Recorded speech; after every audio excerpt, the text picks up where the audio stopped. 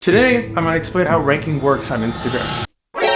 Finally, our boy Adam here, head of Instagram, completely spoiled the entire Instagram algorithm. I'm going to go into detail about how ranking works in stories, and feed, and reels, and explore. Not only that, but he's also been debunking some of the most popular myths from the platform, like this one. I do want to talk about shadow banning. We do not suppress reach in order to get accounts to pay for ads. Thank you, because I'm so done with people talking about shadow banning, and this is great news for every brand, because we're about to get a lot more views for free. Now, believe it or not, I spent the last 6 hours analyzing his video and their ranking guidelines to the T to get as much knowledge as possible and learn how to optimize my videos for distribution. Then I was like, wait, this is actually a really good YouTube video, so here we are. Now we're gonna analyze together everything that Adam says about feed, reels, stories, and explore, and I'm gonna share the things that I believe as brands we can change in our content to optimize it for more distribution. He also shares a couple really good tips on how to grow on the platform, but we'll get to that later on the video and we'll start with the basics. So Adam, talk to us. Tell us once and for all how the algorithm works. People often talk about the algorithm, but there is no one algorithm for Instagram. There are many algorithms and ranking processes we use to try to personalize the experience to make it as interesting as we can for each and every person who uses Instagram. Wait, what? We believe in this idea of personalization. What you're interested in and what I'm interested in is different, and so therefore your Instagram and my Instagram should be different, and ranking is how we deliver on that promise. Okay, so it's not about the algorithm, it's about ranking. So how do you rank every piece of content? We estimate how interested you might be in each and every one. Now, we can't know for sure how interested you are, but we can use proxies or guesses. And so what we do is we make predictions. Predictions. Proxies for indicating that you are interested in what that person had to say. Okay, so how do you make those predictions? We use signals, information that we know about you and your interests. Okay, that's a lot. But I think I get it. So it's all about generating more signals. So Instagram people or Instagram algorithms can make better predictions and your content can get more reach. So we can get more views. Seems simple. Okay, Adam, I think we get it. Where do we start? Let's go to feed. The goal of feed is to catch you up on the very best that's happened on Instagram since you used the app last. This means photos and videos not only from accounts that you follow, but also from accounts that you might not have heard yet, but we think you might be interested in. Okay, so the feed is a mix of accounts that we follow and accounts that we don't follow. So how do we rank on feed? Most important signals in order of importance are: 1, your history of interactions. What you tend to interact with and like on Instagram in the past. 2, information about the post. Is it popular? Is there a lot of activity around it? 3, information about the person who made that post. And 4, how much do you tend to interact with that author of that post in the past? Okay, so these 4 are the things that we need to focus as brands or creators if we want our posts to rank on feed. Pretty straightforward. Anything else we need to know about the feed? Favorites is a list of accounts that you curate of accounts that you are really interested in. And if any of your favorites post a photo or video, we're going to do our best to show that photo or video at the very top of feed next time you open up Instagram. Well, this is interesting because that means if you as a brand want to slide on people's feed, the best way, if you can, is for them to add you as a favorite.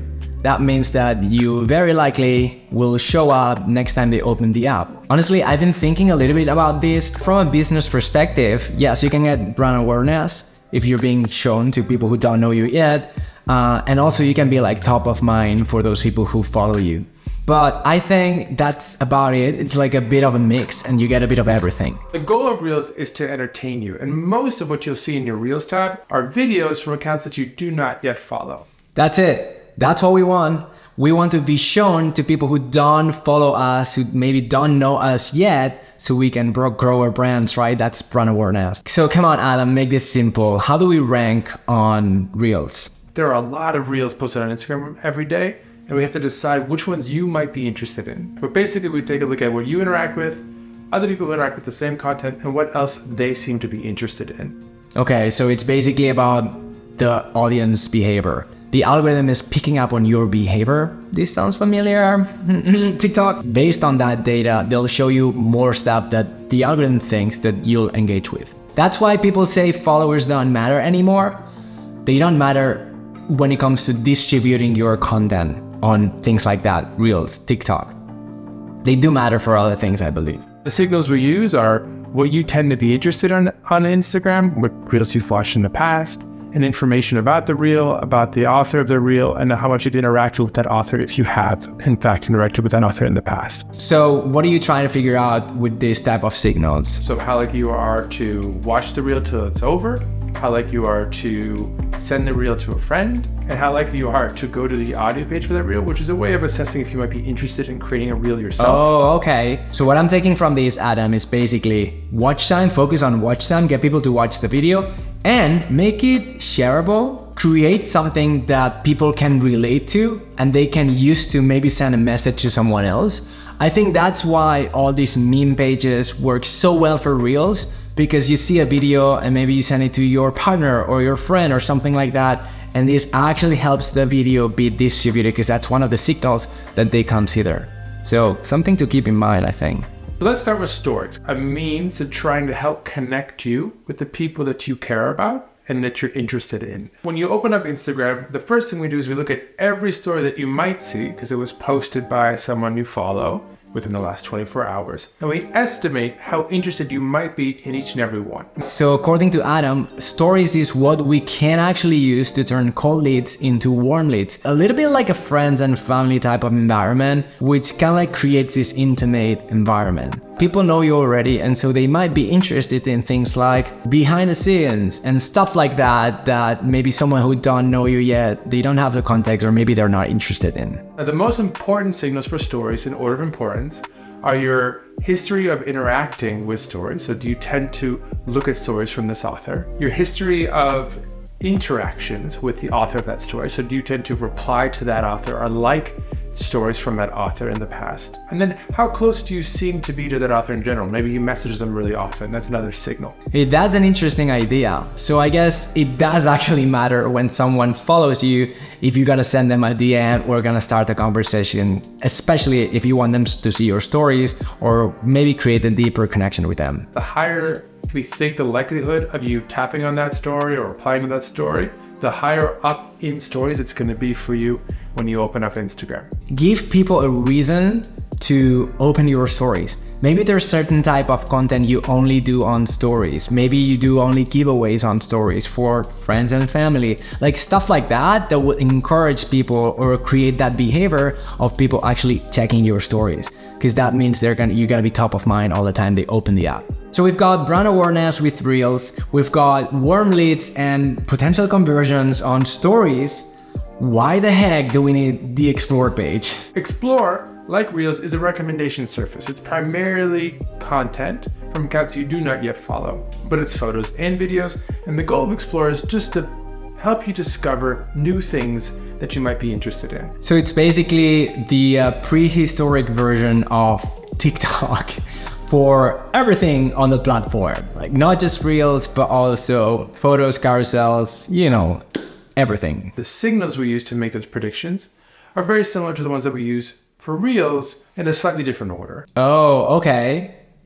Tell me more. The number one signal or group of signals is information about that post. How popular is that post right now? Okay, so it's all about performance then. Your history of interaction. So what do you tend to be interested in on Instagram more broadly? For me, I'm into cooking, I'm into men's fashion, I'm into architecture, interiors, and so my Explore tends to reflect that. And the third and the fourth groups of signals are information about the author and your history of interacting with that author. Yeah, so it's basically a featured page of the best content on the platform that's tailored to everyone's interest and behavior.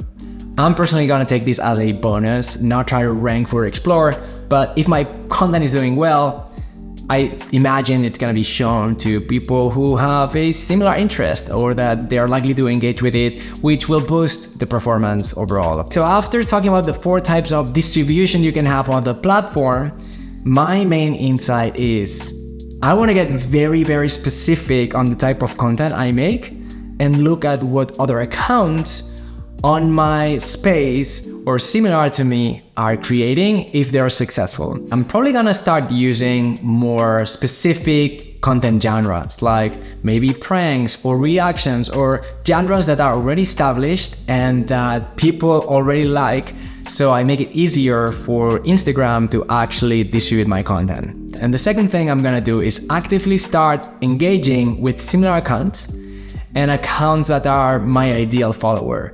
So Instagram understands that we have a relationship and is more likely to recommend my content to these people. Okay, I think I get it. Adam, I think we're ready to start working on this. Where do we start? Fortunately, I need to be honest, there are no silver bullets, but there are some best practices that do tend to work. The first, which is probably the most important, is to experiment. Every audience is different, and what they're interested in is also different. So you're gonna need to experiment and figure out what resonates with the people that follow your account. Got it. So experiment with different formats within my niche to figure out my audience. The second is check your insights. This helps you figure out what's working and what's not. Now, don't overreact to any one photo or video, but look for broader trends. What type of content tends to do well? What kind of content tends to do less well for you? And then evolve or iterate from there. Find general patterns. So don't focus on that video that went viral 3 weeks ago and try to replicate it forever. Focus on what type of content is actually doing well. And a good way to get that data is, I guess, producing series of content. So if you're gonna do reaction video, do 5 of them, batch produce them, put them out without touching anything, and then look back after you posted all of them.